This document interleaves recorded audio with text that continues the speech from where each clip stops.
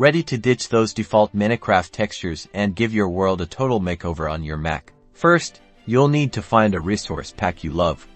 Popular websites like CurseForge or Planet Minecraft are treasure troves of amazing options. Download the resource pack, making sure it's compatible with your Minecraft version. It'll usually come as a zip file. Now, open Finder and navigate to your downloads folder, or wherever your downloaded file ended up. Don't unzip it. We need the zip file exactly as it is. Next, we need to find the Minecraft folder. The easiest way to do this is to open Finder.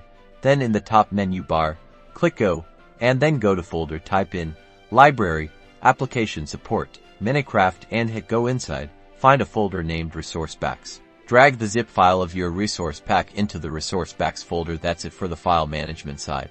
Now, fire up Minecraft. From the main menu, click on Options. Then, select Resource Packs. You should see your newly installed resource pack on the left side. Click the arrow icon on the pack's image to move it to the right side.